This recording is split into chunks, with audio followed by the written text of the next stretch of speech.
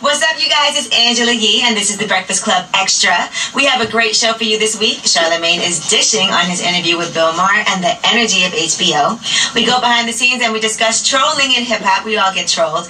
And we chopped it up again with Too Short on lip service, and he spills the tea on something kinky that he did for the first time in his life. You'll have to watch to find out what it is. Check it out.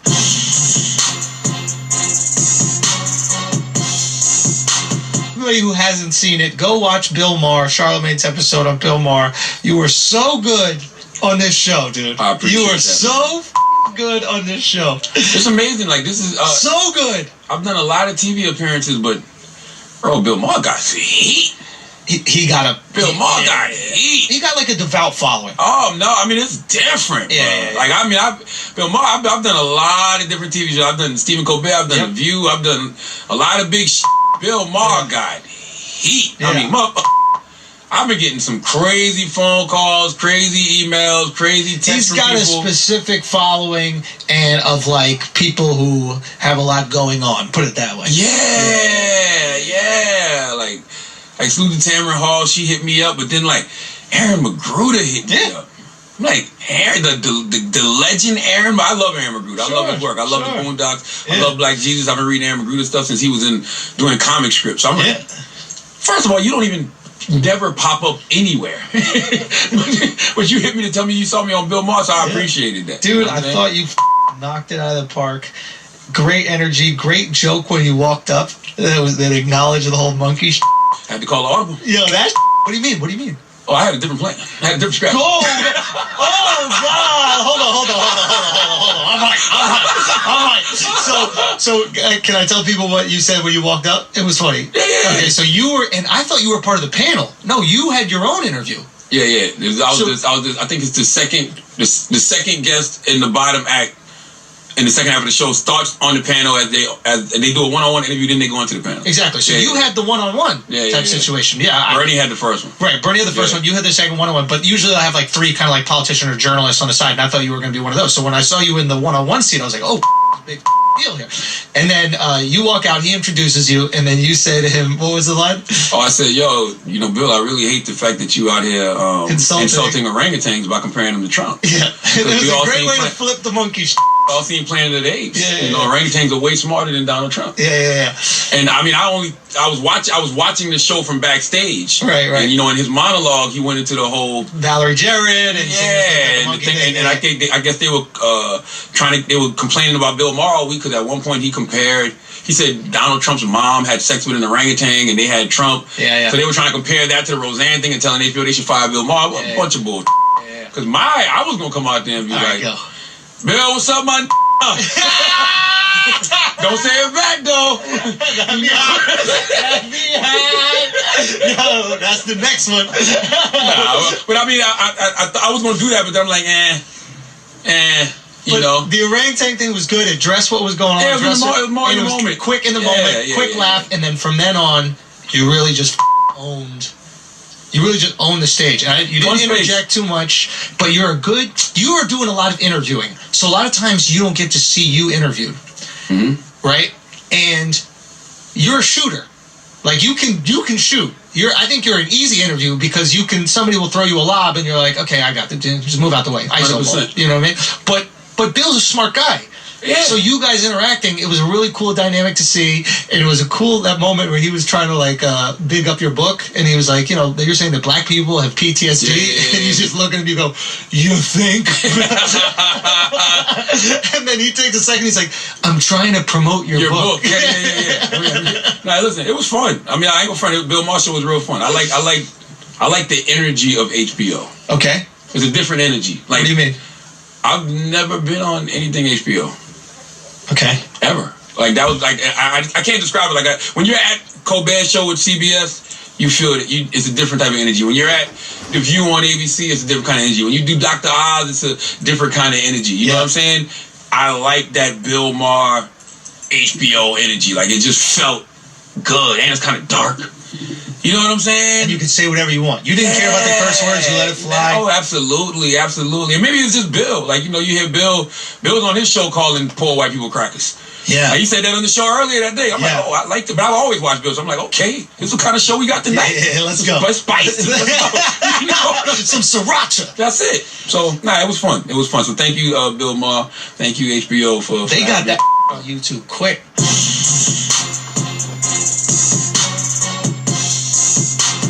What's up? It's Angela Yee, and you are watching Breakfast Club Extra, and this is the Ask Yee edition.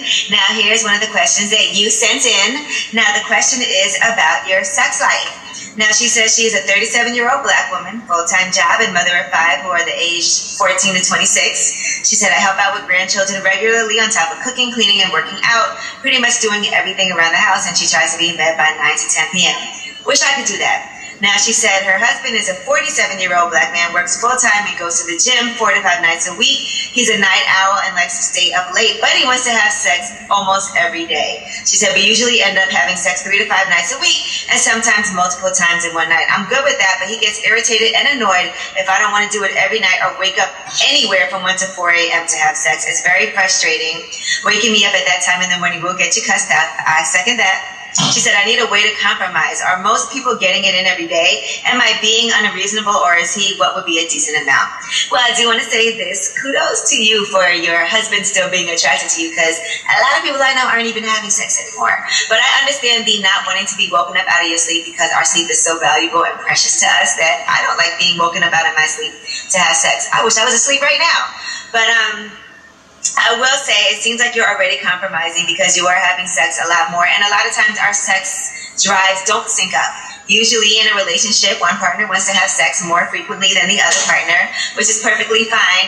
And I think what you should do is encourage him to watch porn, encourage him to masturbate, and maybe sometimes just give him some oral sex, because that always puts a guy right to sleep. But it also is just important for you to let your husband know that you are attracted to him, and it doesn't always have to be about sex. Maybe sometimes you guys just cuddle and kiss and make out, and you don't have to go all the way. And then he can just, you know.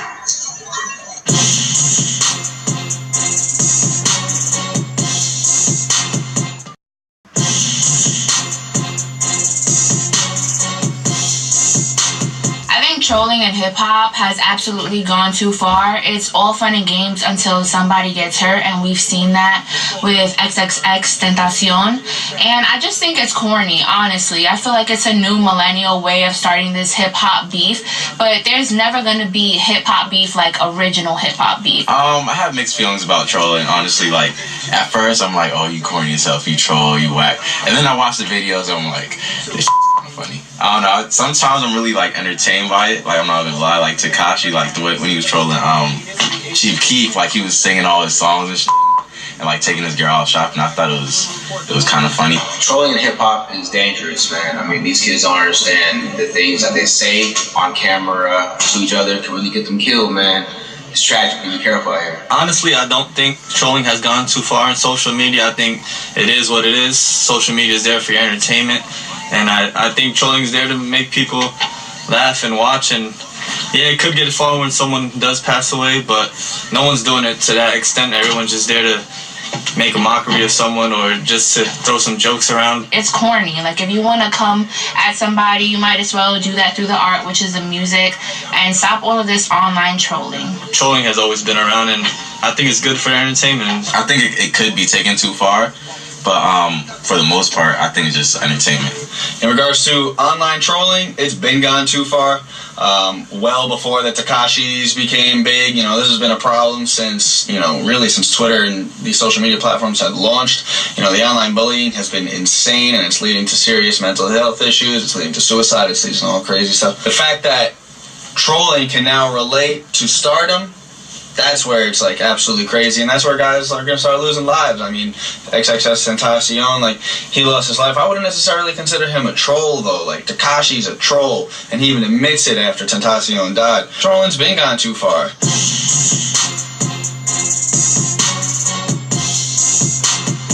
You remember the first time you ate? The first time I ate, I was about 23, 24. Damn, you waited late. No, I was about 22. Okay, he's like, let me clean that up. That's still kind of late. 22, and I was not against it, but it goes to the tourist saying earlier. I was like, we got to do this. We just can't do this. We had to technique, soak right? that ass in the water. We had to take a bath together. Take a bath? Literally, the ritual was... He was bobbing for apples. You wash mine, I wash yours. Uh-huh. Then we get out, and we do it one at a time. It was never doing a 69 or anything like that. It was like... And it was about pleasure. It wasn't about... It was about pleasuring each other, and not so much as enjoying the act of doing it. Were you good at it? I learned. So, like, did she time? Or? I didn't really know how to eat till the night I was He remembers the night. I remember the night very vividly. I was in a hotel room. It was 2 homies and like 8 chicks, and we all came from a club. And I remember I in the bathroom, and it was like a little after party thing going on, and people were like partially nude and just hanging out and smoking and drinking, and everybody started falling asleep. I was sleeping on the end of the bed. There's probably some girls in the bed. It was 2 girls at the foot of the bed. It was LA. And everybody was asleep. It was falling asleep. The mood was dying, and these girls started kissing.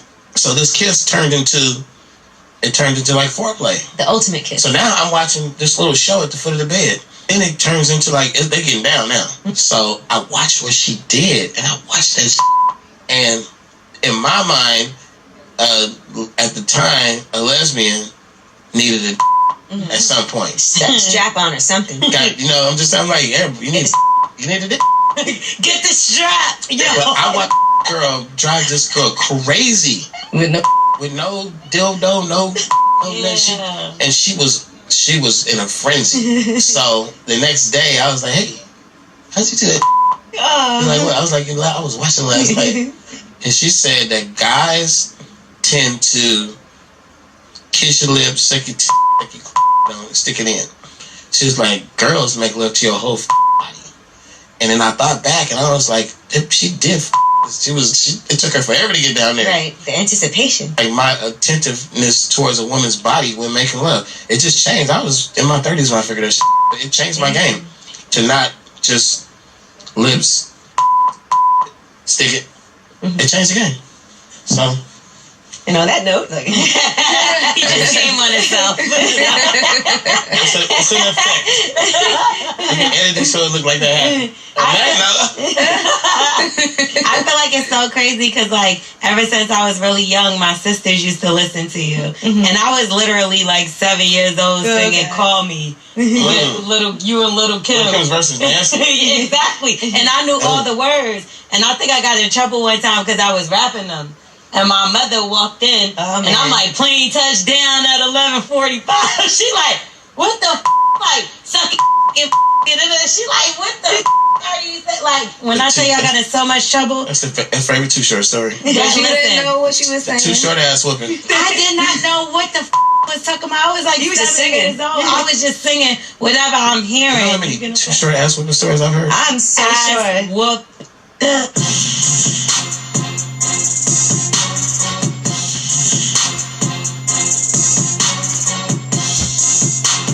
I mean, I really haven't been following it. I just know Tekashi was beefing with rappers from Chicago. They came to New York. Chief Keef got shot at.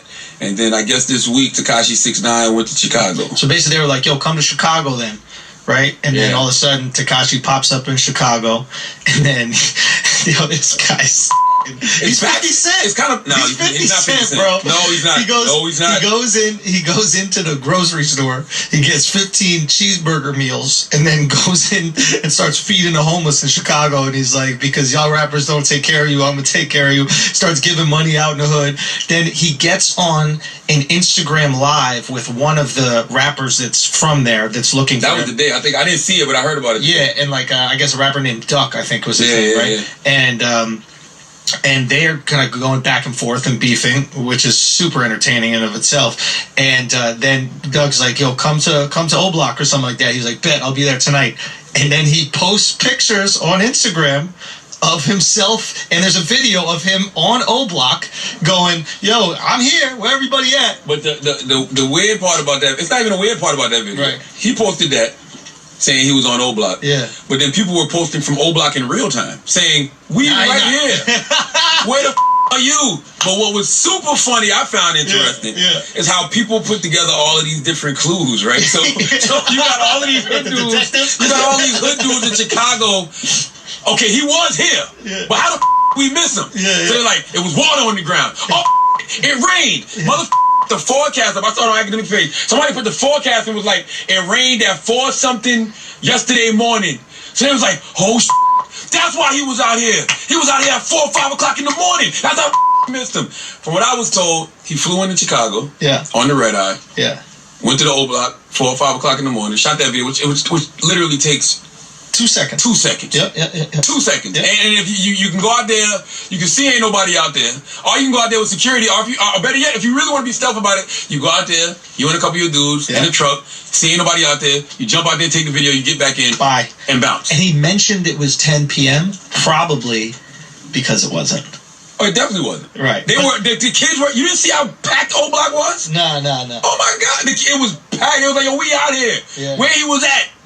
So, but it's a genius troll if we don't know that yet. Like to start it going, oh, you want me to come to O Block? Knowing you already got the O Block footage. Yeah. Oh, I see. Knowing you already got that in the can, you wait for the dude to bait you and say, come to O Block. He's like, I bet I'm coming to O Block. And then you post the footage of O Block. It's all optics, right? Like nobody really cares about proof. We care about the story. You know, at the end of the day, it's wrestling. And what is the one thing that we've always knocked about wrestling? That's fake. And what is this?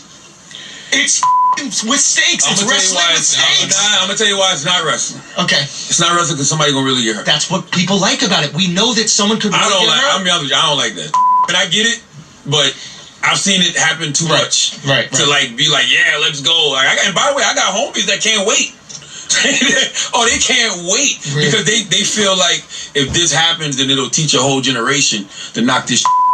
I see. You know what I'm saying? Yeah. I personally don't think it has to get that far. Yeah. Especially being at 6'9" and you know people around him like, y'all, why are y'all up your investment? Yeah. Like 6'9" is if you manage 6'9" signing your label, whatever, that's your investment. Yeah. Why are you putting your investment at risk over some thumb thugging? So stop with I don't understand the angle because you don't get no straight. Right now he's getting clowned online. They got all of these memes of him with the police, and they got him as the Joker hanging out the cop car. So like you don't get no stripes for what you did. Like you may fool some kids, you may fool some people who don't really understand how the streets work, but you don't get stripes for that. But that's the majority of people. The majority of people don't know how the streets work. The majority of people are. That's not his base though.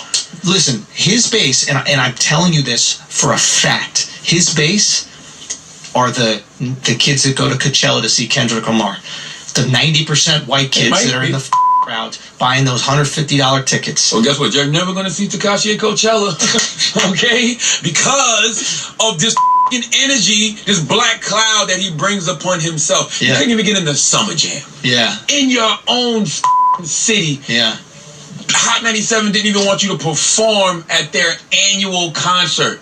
But you the hottest rapper in New York, yeah, you might be, but guess what? Nobody gives a your liability. That's true. He is like, and I told him that when he came on the Breakfast Club, like, bro, you just gonna end up your money up. Yeah. And that's all you're doing. All you did when you went to Chicago was spend money. You didn't make no money. You didn't do no shows. But you spend money. Now he's got a new song that's gonna come out, and it's the first song where he's not like yelling on the mic. And I'm telling you, it's by Murder Beats. The guy named Murder Beats is his name. Murder Beats, yeah. This song is, I've only heard about 50 seconds of it because they leaked a little bit of it. It's incredible. I'm gonna tell you something though, man. It's probably incredible, but I'm gonna tell you something. It's a bad time for anybody who's moving in that way because everybody's taking stands. Everybody's on this moral high ground right now. Okay. Everybody, radio. You see the playlist, the Spotify, and everybody trying to do it. So if you got a lot of bullshit, they rather just not with you. Because think about it. Radio don't really serve radio any purpose to play his music. But What's the reason? What if it's the hottest song that everybody wants to listen to? I can't get them to do no shows. They can stream it like everybody else is doing. Like radio will take the loss on certain things. Like Hot 97 had no problem saying, nah, we good on Tekashi for Summer Jam. Even though everybody and their mama, or a lot of people probably wanted to see him. So there's a.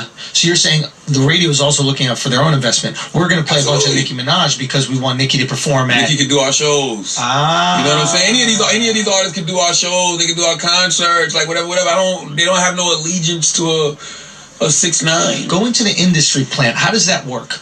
I always hear that term. Yeah. What does that even mean? People that they plant in the industry to either reinforce a certain message or deliver a certain message or influence people in a certain way. You know what I'm saying? And clearly he's doing that in some way, shape, or form. Like I personally, I'm not gonna add to the fuel of the fires that he's setting. Because at the end of the day, when all of this plays out the wrong way, which it will eventually. Yeah. You can't keep putting this kind of energy out and not get it back. When it plays out the wrong way, that's when everybody's gonna be like, see, that's why y'all shouldn't be trolling. And, you know, see, this is so tragic. And shut the up. Y'all saw this coming, and you was encouraging it. You was like, 100 miles by hour. He on O-Block. Yeah, he on O-Block right now. They ain't never heard of O-Block in his life. He told me about O-Block in Chicago. I was like, is it named after Oprah? Why do they call it O-Block?